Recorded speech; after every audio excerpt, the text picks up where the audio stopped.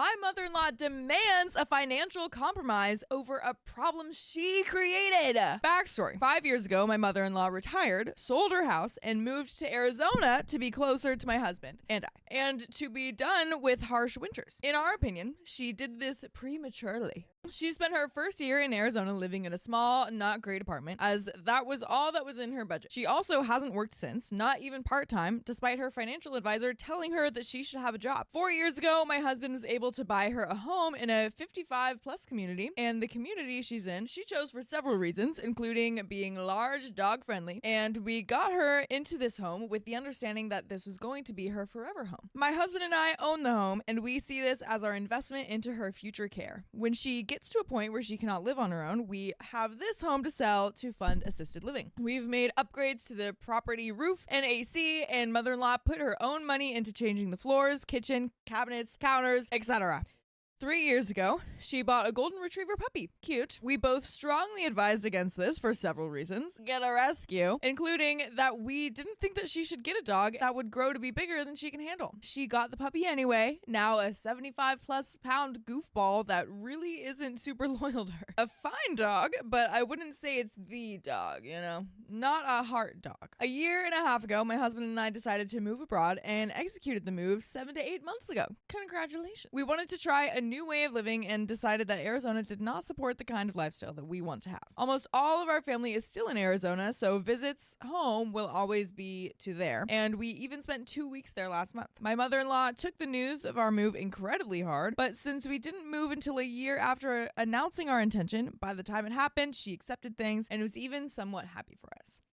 That's great, yeah. A month after we moved, she had a heart attack and needed triple bypass surgery. We supported her the best we could from abroad with FaceTimes and Amazon packages, and my mom visited her in the hospital almost every day. Her friends at the 55-plus community really stepped up and took turns caring for the dog and helping her with anything she needed through her recovery. It really reassures us to know that she is surrounded by so much support, and that's part of why we felt okay with moving away. But seeing her go through this medical emergency while being over here and helpless was hard. But our current situation, in March, the dog was at a neighbor's house being watched by said neighbor and other folks. Mother-in-law was across the street at her own house. The dog had a leash on, but no one was holding it. A woman walked by with her own dog, and mother-in-law's dog ran at the woman and her dog, presumably to greet, but the dogs got into a scuffle and the woman's leg was injured with a scratch or bite in her attempts to separate the dogs. The 55-plus park has a zero tolerance policy for any aggressive dog behavior, and last month my mother-in-law received an eviction notice from the park's attorney citing the incident and saying that the eviction would be canceled if the dog were removed within 5 days. Since we happened to be in a town at that time, we were able to have her and the dog to stay with us for a couple of days while we evaluated the situation. We called an attorney who basically confirmed that the eviction was legal. We all discussed and all agreed that she would move into our house. We run it as a furnished rental with her dog, which would buy time to think about next steps, such as selling her house and buying in another park that would allow the large dog. Then she changed her mind and found a foster for the dog, deciding to foster the dog, sell the house, and move to another park as quickly as possible. She's now putting a lot of pressure on my husband and I to list her house. It's our names on the title, but we are not on board with this course of action. We haven't said this to her, but we both think it would be better to rehome her dog and stay in her current park. Reasons include selling and buying will automatically be flushing thousands of dollars down the drain in rental fees. The homes that would be in our budget are going to be 20 plus years old and need the same kind of major repairs we've already done at her current place, further eating to the investment money. The park she wants to move to is pretty far away, whereas right now she's 5 minutes away from my mom. She would be moving away from the support system provided by her friends in the current park that has already proven itself. She shouldn't be doing this kind of major move at 68 years old. It's taken her 4 years to get fully settled into her current home, and she shouldn't be uprooting everything. The dog could easily be rehomed to a great family. It's a golden, and when the time is right, she could adopt another dog. Also, her dog did not miss her at all when she was in the hospital for her heart attack. She's really not a very loyal dog. Ultimately, this house is our investment into her future care, and from a financial standpoint, this seems like such an obvious decision. On the other hand, she is alone, and this dog is her companion. I don't know if it's right for us to refuse to sell her house, even if it makes sense on paper. From an emotional standpoint, I feel like this is wrong. I think that part of our job in taking care of my mother-in-law is making sure that she is emotionally cared for, and forcing her to get rid of the dog would probably be unforgivable from her POV. My husband is planning on having the talk with her tonight because so far he has not shared with her his full thoughts on the situation. He and I have been talking in depth for a while, trying to figure out a course forward. So what would anyone do in this situation? Should we tell my mother-in-law that we will not let her move? Should we take the financial and help her keep her dog? But there were some comments. Comment number 1 says, info. You say you had agreed for her to move into your house temporarily, to think about selling her house and moving as the next step. Were you insecure when you said this and were hoping that she'd change her mind and give up the dog? I don't really see how she's changed her mind in this situation. She still wants to move elsewhere with the dog. It's just that she wants to stay where she is and have the dog fostered temporarily rather than moving to your house temporarily. OP responds, no, that was a sincere offer at the time, but now having had several weeks to gather information, we are grappling with huge financial hit. Keeping the dog means as well as the other repercussions and considerations. With her making the decision to stay where she is and foster the dog, she's now putting a huge time crunch and urgency on the whole thing. Every time she calls, she's just trying to put pressure on us to list the house as soon as possible. Meanwhile, we've tasked her with finding other parks to live in, and she's found one, and that one park has one listing that would be within budget. Budget being at the max whatever we could net from her house. Even if we did list her house today, it's highly unlikely that it would sell. Her park has slow market right now. In time to buy that unit. Sellers have priced it low to move it quickly. And there is another update. Do you have any final thoughts before we go into this first update? No, I think let's just dive right in. Let's just go for it. Yeah.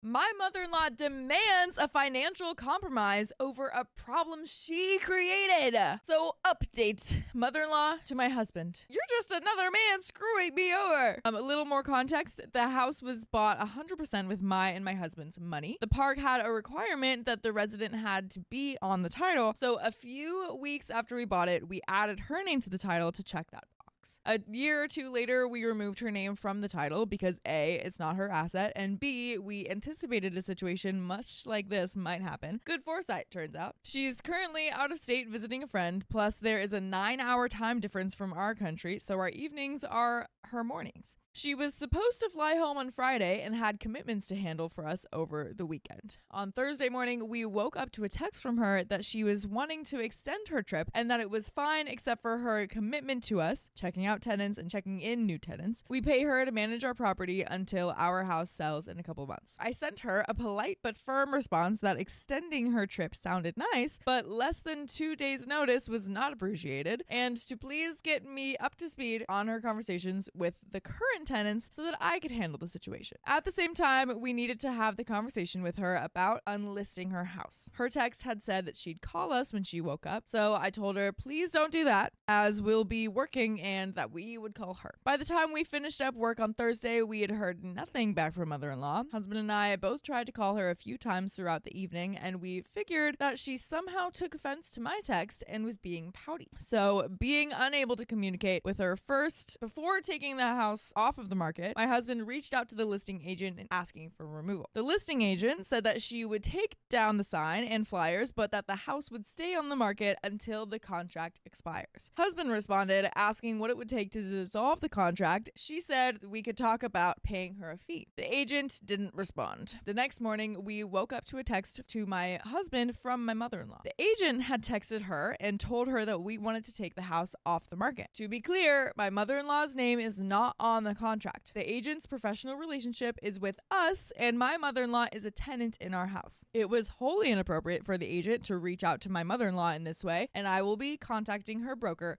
to explain. Mother-in-law texted my husband saying that she was confused, hurt, angry, and mostly very disappointed in the text messages. Since she had been ignoring us, the only text messages were the one I sent in response to her extending her trip and the text from the agent. She asked, what will it take for you to buy me out of my portion of my home so I can move on with my life that I choose to live? My husband responded that he had tried to have a conversation and that he's not telling her how to live. He's saying that there are conditions to her spending his money, which she hasn't met, and that they need to discuss. He asked to schedule a call. She called him Friday afternoon, Friday morning, her time. She confirmed that she was extending her trip by a week, and my husband said, that's great. She asked if he's taking her house off the market. He said yes. She asked why, and he said, you know why. We've talked about this. She didn't respond and pivoted to say that she is moving no matter what and wants to be bought out of the house. My husband said fine and that he would reimburse her for the flooring and kitchen cabinets that she installed.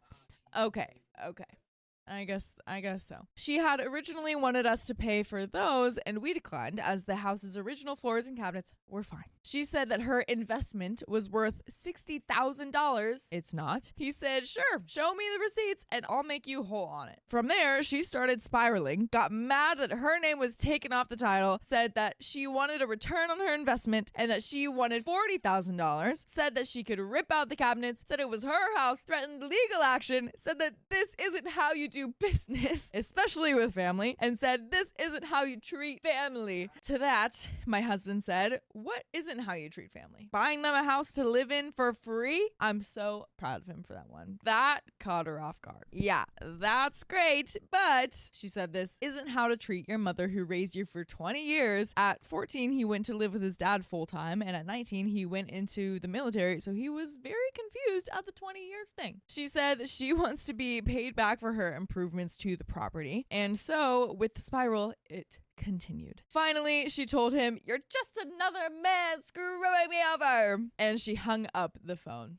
For a mother to say that to her son is just, what? So gross in so many ways. All I needed to hear to know that I'm not crazy about the relationship dynamic here and her much deeper rooted problems that she's never bothered to resolve throughout her life. I could make a whole other post on that. Anyway, my husband followed up the call with a text. I am not another man screwing you over. And I think that was an awful thing for you to say to me. I'm simply not spending thousands of dollars to solve your problems. You made the decision to get an enormous dog. You made the decision to not get proper training for the dog. And you made these decisions knowing the policies of the park you specifically wanted to live in. The situation you're in right now is a direct consequence of your decisions. You need to own the consequences of your own actions. Furthermore, I agreed to sell my property and acquiesce once again to your desires with specific conditions that you have chosen to ignore. My removing the house from your market is again a direct consequence of your decision. The decision to not work. You act as if I'm doing this maliciously, and I need you to know that I am not. I am making the best financial decisions to ensure that my mother is taken care of, especially when she is so determined to act against her own long-term self-interest for the sake of her emotional state. She responded something about being paid for her investment. He said something about how, in that case, she will need to move out, and she said that she was working on it. She seems to think that we are straight up stealing money from her. Something in her warped point of view really sees it as she is owed at least 1/3 of the property value no matter what. I sent her a long text basically saying that she acts very entitled toward my husband and always has, and that what she said to him was wrong. That this isn't about the money, that we don't want or need the money from the house, that any of the money is for us to take care of her, but it's not hers to spend. That we still plan to take care of her even through all of this, but that she didn't uphold her commitment and that she owes my husband an apology. She responded saying that it is about money, that she is grateful, and that we are rude and disrespectful to her to get a job or else, and that she doesn't need to be taken care of yet. I asked her how she thinks it's fair that she isn't holding up her end of the house selling agreement and why she agreed to the job condition in the first place. At the time to take care of her already came when she needed a place to live, and that she's lost my trust and owes my husband an apology. She also has had a bit of a back and forth texting with my husband, but it's just been some petty little quips. Actually gave me a good chuckle. She sent a pic of the Arizona sunset behind her house and said, pretty sunset at your house, XD. It's like dealing with a moody teenager. We'll get through all of this. I know she loves my husband, and I do have faith that she'll apologize. And like I said to her in my first first long text, nothing you say or do in your hurt and anger will change the fact that we will always be here and ready to provide you with stability. That's a nice thing to add. Through all of this, I have so much love and respect for my husband, that he turned out to be such a wonderful person and partner despite his upbringing. He says that we all get to choose who we want to be, but I think even that takes a level of awareness that most people don't have. But anywho, in that case, I love who he chooses to be. Aw, what a sweet little note to end on. That's super cute.